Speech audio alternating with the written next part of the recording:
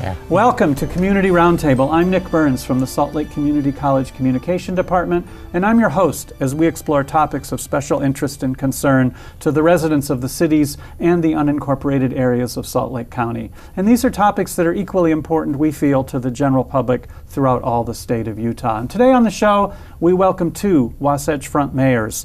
Their cities both face some challenges in growth and in transportation, and both cities are moving ahead and prospering. In West Valley City, after spending years in the Utah legislature, Ron Bigelow is the new mayor. And Herriman's new mayor, Carmen Freeman, brings with him a strong background on the Jordan School Board. So today on Community Roundtable, we'll talk with Mayors Bigelow and Freeman. We'll find out what's new in each of their cities, and we'll find out what it's like for each of them to step up and be called mayor. So, Mayor Bigelow, I'll throw this to you first. You come from a long time up on the Hill. So what's that like to come from Capitol Hill and now be in the mayor's chair? Actually, it's very nice. I had finished the work I wanted to do at the legislature and had retired, but being mayor, you get to deal with issues that affect literally the neighborhood, the place where you live, in a very real way. In other words, the street, the sidewalk, the curb and gutter, sweeping, snow removal, trash, all of that you become personally involved in. And it's a great experience. I mean, that's total retail politics. You know, Yes. my pothole, Yes. my front yard. And they started calling as soon as the election was over. I bet. So, Mayor Freeman, out in Herriman, you know, the previous mayor had resigned. You come from this long experience on the school board, which is an equally, I think, kind of retail politics. So what about for you to end up in the mayor's chair? Well, it's a great experience. I'm a lifetime resident of Herriman, so it was one of those, it was an easy choice to make because I love the community. And as Ron has mentioned, it's an opportunity to get personally involved, get right down in the grassroots of the community and help in issues that affect them personally. The school board, on another sense, is not at that grassroots level. It's more of an overseeing and make certain that everything's done administratively, so you don't get that personalization that you would in terms of a mayor or a city council position. And you can attend to the needs of people on a more personal level. I mean, because I've certainly heard plenty of screaming and yelling at school board meetings, and it seems like it can get personal. So how's Herriman doing? I mean, Herriman wasn't real excited about this school board split a few years ago and the changes. You know, it's been very difficult, and we're continue to see the ramifications of those decisions, but I think we're pulling together. Unfortunately, that split came at the worst time it could ever come. It was part of the recession was starting to take its effect, and we were hurting financially, so it was very difficult. But as we see the recession lightening up a little bit, I'm feeling a lot more confidence in terms of what the school district's doing and what we're going to do economically. So there's a lot of optimism that we can move forward in a positive way. And I want to talk about the economic development in both your cities, but first, Mayor Bigelow, is your city government with a city manager, or are you as the mayor the stronger hand? No, it's the city manager form of government. Okay, so yourself, city manager that's hired by the city council. Right. So how's that change your day to day? Not a whole lot. Okay. See, in the legislature, because there were a large number of people, all with equal votes, you had to get consensus or get support, work with people. There's no difference with this type of government. You work with the city council members, you each have a vote, you work together to find solutions, and of course give direction jointly to the city manager. Okay. And in Herriman? Same form of government, okay. Mayor's council form of government. But has been mentioned, you know, as you work together on issues, you know, you still have an active part. Sometimes a mayor, in this type of a setting, they may look at it, the mayor's not that involved, but the mayor can be involved as much as he wants to.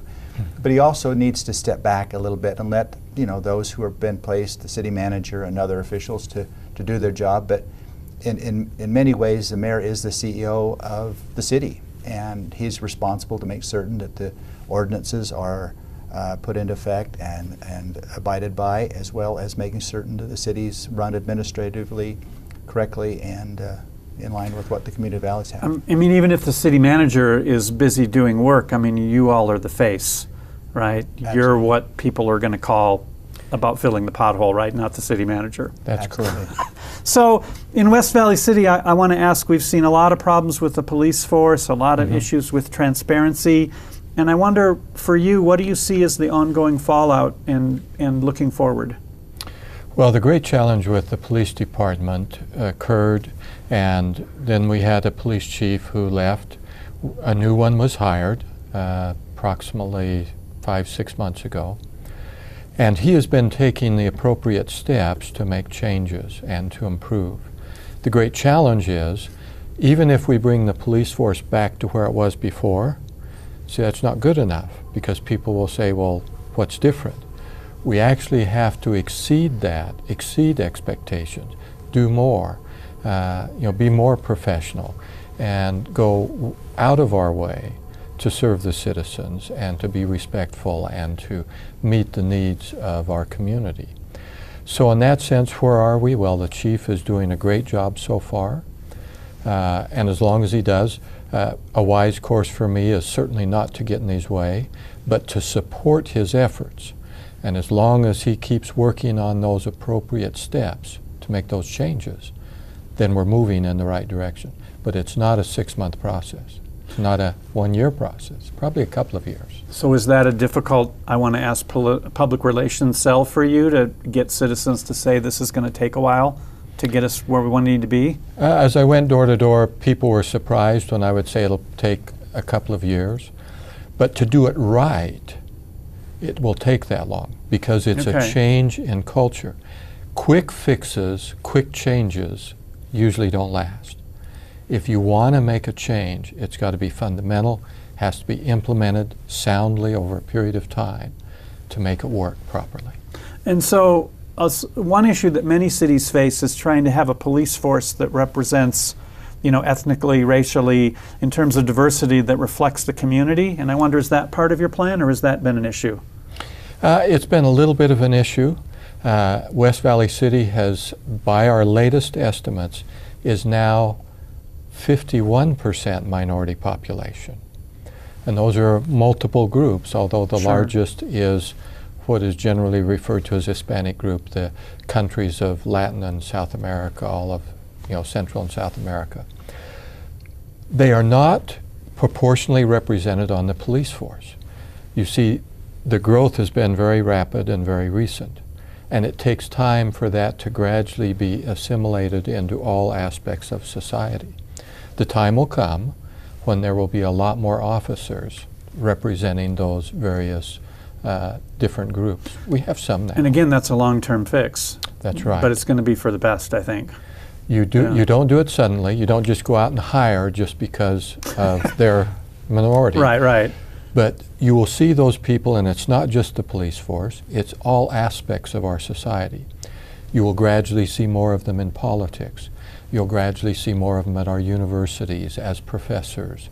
And so they just gradually become assimilated, if you will, into our society and all aspects of it. Well, great, thank you. This is Community Roundtable, talking with Mayors Bigelow and Freeman, and we'll be back. I want to ask Mayor Freeman, I want to ask you when we come back about some of the economic issues down at your end of the valley. Keep it tuned, we'll be right back with more Community Roundtable. We are back on Community Roundtable, talking with Mayor Freeman from Herriman and Mayor Bigelow from West Valley City.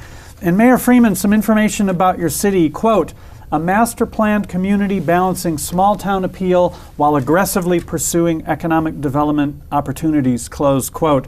So I'm confused there, how do small-town and aggressive economic development, how do those coexist? Well, I think they coexist by how you lay it out and how you envision the community being. We now have over 30 parks. We want to keep it an open area, lots of parks, lots of trails, and keep it in a kind of a country atmosphere, yet understanding that we need economic growth.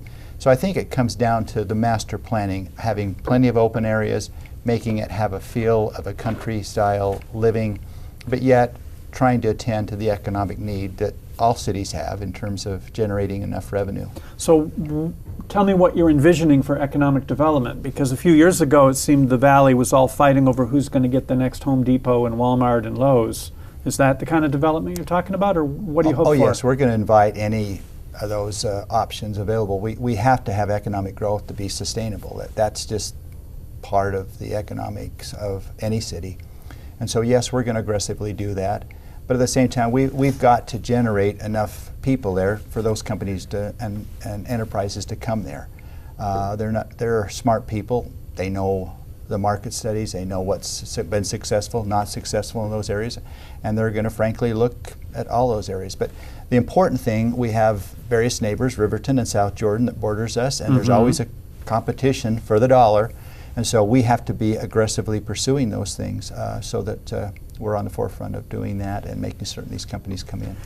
Do those kinds of jobs, because I don't think of working at Lowe's, just to use them for an example, or Arby's or wherever, not particularly high paying. So do you imagine that your Herriman residents can afford to live in Herriman and work at Lowe's? Or are you expecting people will still commute to work somewhere else? They'll still commute. Okay. I'm looking at them more in terms of generating income into the city through the sales tax and such. Okay, rather than job creation for right, residents. I think that's part of it. And we have, I think it's going to be attractive in terms of, as youth are trying to acquire jobs and such.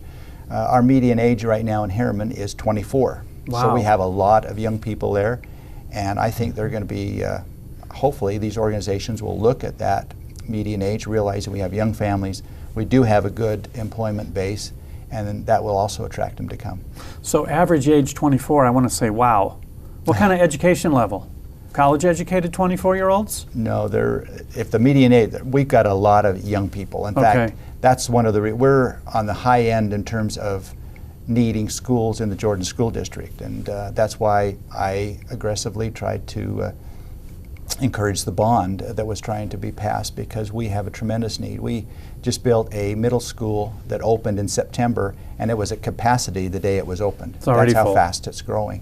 And so with this young population, it's going to continue to put a lot of pressure on our schools and such. I mean, you're going to need the sales pitch to convince people to open their wallets just to pay for schools. So, I mean, you need the tax revenue. Absolutely, yeah. Absolutely. So, Mayor Bigelow, population economic development, at the same time, some of that development clogs our air, fills up our freeways. Tell me about what you see as smart growth in West Valley City.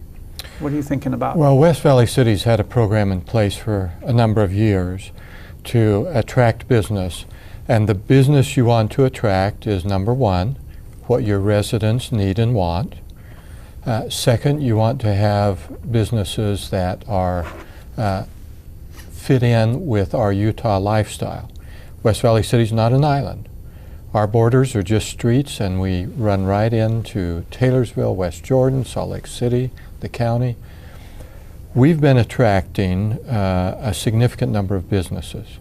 There are some who want to come, and we say, we may give some tax incentives, we may not, just depending on if they fit the demographics and the needs of our city. So city tax breaks in addition to state and GoEd? The city can grant some tax abatements, meaning they waive those and reinvest them in that area. We've had, actually over the last 18 months, approximately $1 billion of new investment construction in West Valley City. There are a few businesses we might compete for, but not a lot.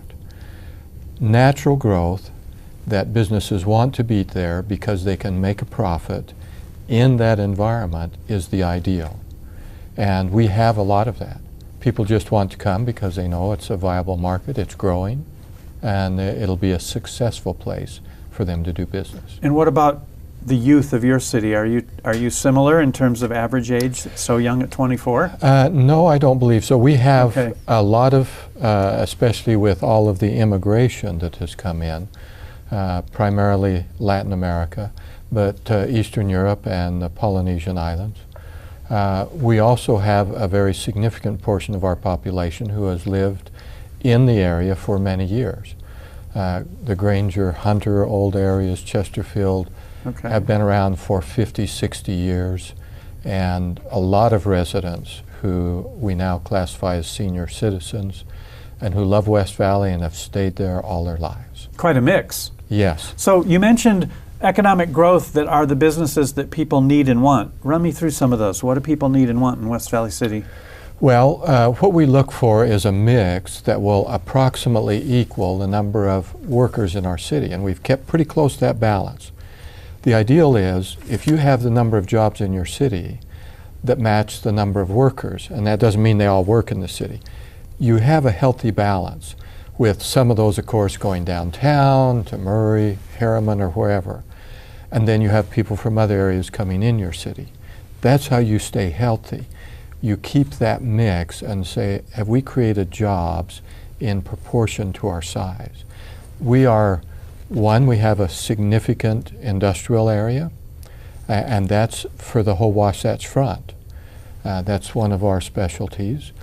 We attract, currently we're developing a lot of commercial retail type of business along our 5600 West corridor. Okay. You know, new stores, Target went in. We have restaurants, many of them going in because we were somewhat underserved, and they are coming and they're doing well. We have some of the most successful restaurants in the nation. People going out to eat, I love it. Yeah. Cool. This is Community Roundtable. We're going to come back. When we come back, mayors, I want to ask a little bit about transportation issues and that side of growth. So this is Community Roundtable, talking with the mayors from Herriman and West Valley City, and we'll be back. Keep it tuned. Welcome back to Community Roundtable. Today we're talking with Mayor Freeman from Herriman, and we're talking with Mayor Bigelow from West Valley City. And I guess, Mayor Freeman, I'll throw this to you because you've said your number one job is to positively promote Herriman. So how's that translate to representing Herriman up on Capitol Hill?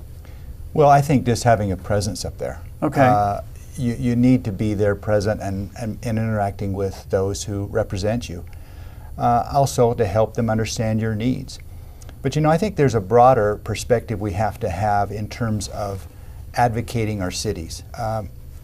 We have to look in the broader community on issues. And that's why we'll have several meetings that Ron and I will attend as mayors together so we can collaboratively talk about issues. We have greater strength on issues when we are coming together on the same issue rather than just going up there and saying, hey, I'm only interested in Herriman. We need to look at what's important for West Valley or South Jordan so that we can collaboratively work together. And I think we're a more viable, stronger force when we do that. But if we go up and only ring the bell because it's only pertaining to Herriman, you're just not going to have that. And really that's a selfish way to look at it, because I think as we look together, the interest of West Valley is going to come back and pay dividends to Herriman and vice versa. As we're a stronger community in this county, we all benefit from that strength. And so I think we need to look at the perspective of collaborative looking together.